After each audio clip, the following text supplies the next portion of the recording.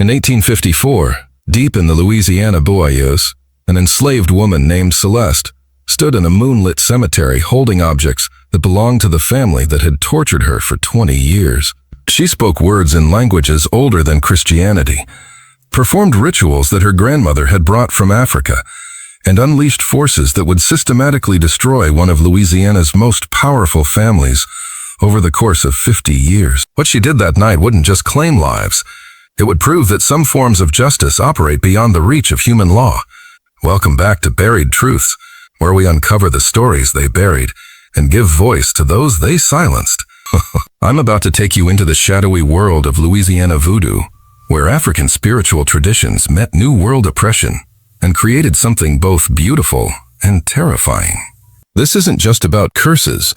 This is about what happens when ancient wisdom meets modern cruelty, when spiritual warfare becomes the last resort of the powerless, and when generational trauma meets generational justice. So ask yourself right now, do you believe that some forces in this universe operate beyond what we can see and measure? Do you think that intense suffering and rage can create spiritual consequences that last for generations? Keep that question alive in your mind, because by the end of Celeste's story, you'll understand exactly why some families carry darkness that no amount of wealth or power can lift. The year 1854 found Louisiana drunk on sugar and blood, but in the shadowy world of New Orleans' spiritual underground, something far more potent than rum was being distilled. Celeste Marie Thibodeau wasn't just another enslaved woman on the sprawling Beaumont plantation. She was the third generation, keeper of knowledge that had traveled from the shores of Dahomey through the hell of the Middle Passage into the swamps and bayous where African gods learned to speak French and Spanish while never forgetting their original names. Born to a mother who had been sold away when Celeste was only 5, she was raised by her grandmother, Mama Bridget, a woman whose very name whispered of powers that made white people cross themselves and avoid her hut after dark. Mama Bridget had been stolen from her homeland as a young priestess, her head already heavy with the secrets of communicating with spirits, healing the sick, and yes, when necessary, bringing justice to those who escaped earthly punishment. For 15 years, Mama Bridget taught Celeste everything: how to read the patterns in chicken bones, how to brew healing teas from Louisiana plants that carried the same spiritual power as their African cousins, how to create protective charms that could turn bullets away from runaway slaves, and most dangerously of all, how to work the kind of spiritual justice that could reach across generations to balance scales that human courts refused to weigh. Celeste learned that voodoo wasn't the evil caricature that white people used to frighten themselves. It was a sophisticated spiritual system that recognized the interconnectedness of all life, the power of ancestral wisdom, and the fundamental truth that energy, once released into the universe, must complete its cycle. What people called curses were simply spiritual laws of cause and effect, cosmic justice delivered through channels that operated beyond human understanding. The Beaumont family had owned the Thibodeau women for 3 generations, treating them not just as property but as their personal stress relief, their outlet for every frustration and cruelty that refined society wouldn't let them express publicly. Master Henry Beaumont was a man whose sadism was legendary even among other plantation owners, who would invite neighbors to witness the entertainment he created by torturing his enslaved workers in increasingly creative ways. But it was Madame Evangeline Beaumont who represented the particular evil that Louisiana Creole society could produce, a woman who spoke French and attended Catholic Mass while privately indulging in cruelties that would have impressed medieval inquisitors. She had a special hatred for Celeste, perhaps recognizing in the young woman's steady gaze a power that she could never possess despite all her wealth and social position. The systematic torture that the Beaumont family inflicted on Celeste over 20 years would have broken most people, but it only served to focus her spiritual education. Every whipping drove her deeper into the ancestral knowledge that Mama Bridget had shared. Every humiliation taught her new lessons about the spiritual dimensions of justice. Every night she spent chained in the plantation's punishment cellar became a masterclass in communicating with spirits who understood suffering and were eager to help balance cosmic scales. Ew. The breaking point came in the summer of 1854, when Master Beaumont decided that Celeste's 15-year-old daughter, Marie Claire, would provide entertainment for his son's 18th birthday celebration. What happened to Marie Claire in the plantation's guest house that night, while a dozen young white men took turns destroying an innocent girl's life, created spiritual consequences that would echo through the Beaumont bloodline for the next half-century. Marie Claire died 3 days later, not from her physical injuries but from something deeper, a spiritual breaking that even Celeste's healing knowledge couldn't repair. So, as Celeste held her daughter's lifeless body, she felt something fundamental shift in the cosmic balance around the plantation. The spirits that had been whispering guidance for years suddenly began speaking in voices that demanded action. That night, as Marie Claire's body was buried in the unmarked slave cemetery behind the plantation, Celeste began the most complex and powerful spiritual working of her life. This wouldn't be a simple hex or a momentary curse. This would be a generational reckoning that would systematically dismantle everything the Beaumont family had built on the suffering of others. Celeste spent 3 months gathering the materials she needed for the working. She collected personal items from every member of the Beaumont family, hair from their brushes, fabric from their clothing, soil from their footprints, water from glasses they had drunk from. Each item carried their spiritual essence, creating direct links that would allow the curse to find its targets no matter where they went. More importantly, she gathered the spiritual energy needed to power such an extensive working. Every night, she visited Marie Claire's grave, channeling her grief and rage into a growing reservoir of spiritual force. She called upon her ancestors, upon the spirits of every enslaved person who had died on Beaumont land, upon the LWA themselves, the powerful spirits of Voodoo tradition, who served as intermediaries between the human and divine worlds. The ritual itself took place on November 1st, 1854, All Saints' Day, when the boundary between the world of the living and the world of the dead becomes permeable. Celeste worked from midnight until dawn in St. Louis Cemetery Nenwan, surrounded by the tombs of New Orleans' powerful families, calling upon every spiritual ally she had cultivated over 20 years of practice. What she created that night was a masterpiece of spiritual warfare, a curse so intricate and comprehensive that it would unfold like a flower of destruction over decades. She didn't simply wish harm upon the Beaumont family. She restructured the spiritual forces around them so that their own actions would generate increasingly negative consequences. Their own choices would lead them toward ruin. Their own character flaws would become the instruments of their destruction. The curse began its work immediately. Within a week of Celeste's ritual, Master Henry Beaumont suffered what appeared to be a minor accident, a fall from his horse that left him with a head injury that gradually robbed him of his ability to manage the plantation's complex finances. Over the following months, his judgment became increasingly erratic, his temper more violent, his decisions more self-destructive.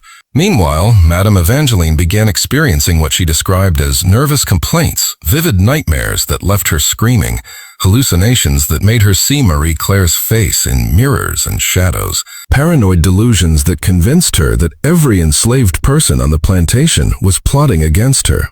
She became obsessed with protective rituals, ironically turning to the same voodoo practices she had always condemned, hiring different practitioners to create charms and perform cleansings that only seemed to make her condition worse. The Beaumont son, Philippe, who had orchestrated Marie Claire's rape and murder, began experiencing a series of accidents and illnesses that seemed to target his masculine identity.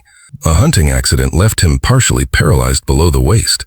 A bout of syphilis contracted during one of his frequent visits to New Orleans brothels began eating away at his brain, causing seizures and periods of madness that grew progressively worse. But the curse wasn't content with destroying just the immediate family. It reached out to claim the entire Beaumont dynasty. Henry's brother, who had inherited a neighboring plantation, lost his entire crop to a mysterious blight that affected only his land while leaving surrounding properties untouched. His children began dying one by one from different causes, accidents, illnesses, violence, but all occurring in ways that seemed to fulfill some invisible pattern. The financial ruin followed the personal destruction with mathematical precision. Investment schemes that had seemed foolproof collapsed, taking the Beaumont fortune with them. Legal challenges to their land ownership emerged from unexpected sources, backed by documentation that appeared mysteriously in courthouse files. Crops failed, buildings. Slaves escaped in numbers that made the plantation economically unsustainable. By 1865, the sprawling Beaumont Empire had been reduced to a single mortgage-heavy property that barely supported the family's most basic needs. Master Henry had died raving mad, convinced that spirits were coming for him. Madame Evangeline had been committed to an asylum after trying to burn down the plantation house to cleanse it of demons. Philippe survived until 1870, but as a paralyzed, syphilitic ruin who spent his final years begging forgiveness from a daughter he would never see again. The most chilling aspect of Celeste's curse was its psychological precision. Each member of the Beaumont family seemed to understand, on some level, that their destruction was connected to Marie Claire's death. They would wake up speaking her name, draw her face unconsciously while writing letters, suffer attacks of guilt and terror whenever they passed the slave cemetery where she was buried. Several family members attempted to make amends, offering freedom to their remaining enslaved workers or donating money to abolitionist causes. But the curse seemed to interpret these actions as admissions of guilt that only accelerated their punishment. The spiritual forces that Celeste had unleashed operated according to a justice that was absolute and unforgiving. They had committed the ultimate sin against innocence, and no earthly gesture could balance those scales. Celeste herself lived to see the complete destruction of the family that had tortured her for 20 years. She survived the Civil War, witnessed the end of slavery, and spent her final decades as a respected spiritual advisor in New Orleans' Dream District, where people would come from across Louisiana seeking her help with problems that conventional medicine and law couldn't address. She never spoke publicly about the Beaumont curse, but those close to her knew that she carried a deep satisfaction about the cosmic justice that had finally been served. When asked by younger practitioners how she had achieved such complete and lasting results, she would only say, "When you work with the spirits of justice, you must be patient. The universe keeps its own schedule, but it always keeps its accounts." The story of Celeste's curse became legend throughout Louisiana's spiritual underground, passed down through generations of voodoo practitioners as both cautionary tale and inspiration. It demonstrated that authentic spiritual practice wasn't about theatrical displays or supernatural tricks. It was about understanding the deep laws that governed cause and effect in both the material and spiritual worlds. More importantly, Celeste's working proved that the spiritual traditions that survived the Middle Passage weren't just cultural artifacts. They were functional systems of knowledge that could be used to address injustices that human institutions were powerless or unwilling to correct. In a society where enslaved people had no legal recourse, where their suffering was invisible to official history, spiritual warfare became a way of ensuring that cosmic justice would eventually be served. The psychological impact of the Beaumont family's destruction rippled throughout Louisiana's planter class, creating a paranoia about voodoo that persisted long after the Civil War ended slavery. White families began hiring their own spiritual practitioners, trying to protect themselves from curses they feared their treatment of enslaved people might have earned. Some actually improved their behavior, treating their workers more humanely out of fear that cruelty might invoke spiritual consequences. But Celeste's curse also revealed something profound about the nature of generational trauma and healing. The destruction that befell the Beaumont family wasn't random violence. It was a precise spiritual response to the trauma they had inflicted, designed to ensure that the family line that had profited from suffering would experience equivalent suffering until the cosmic debt was paid. The curse like a spiritual mirror, reflecting back upon the Beaumont family the same kind of destruction they had inflicted upon others.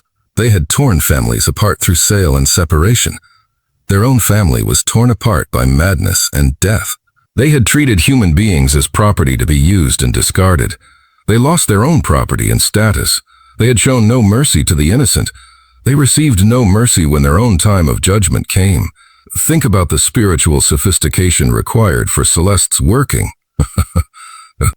She had to understand not just individual psychology, but family dynamics, economic systems, social structures, and the long-term patterns of cause and effect that operate across generations. Her curse wasn't a simple wish for harm. It was a complex spiritual program designed to systematically dismantle every source of the Beaumont family's power and privilege. The cemetery where Celeste performed her ritual became a pilgrimage site for people seeking justice that the courts couldn't provide. For decades after her death, visitors would leave offerings at the tomb where she was eventually buried, asking for her intercession in cases where conventional law had failed. Her grave became a symbol of the idea that some forms of justice operate beyond human institutions, in realms where spiritual laws are more powerful than legal ones. The Beaumont plantation itself was eventually abandoned, becoming one of Louisiana's many ruins that locals whisper are. The voices they silenced will be heard, and the justice they were denied will find its way through channels that human law cannot touch. Remember, Celeste. Remember the curse. Remember that some forms of justice operate beyond courtrooms and legislation, in realms where spiritual laws are written in languages older than civilization itself.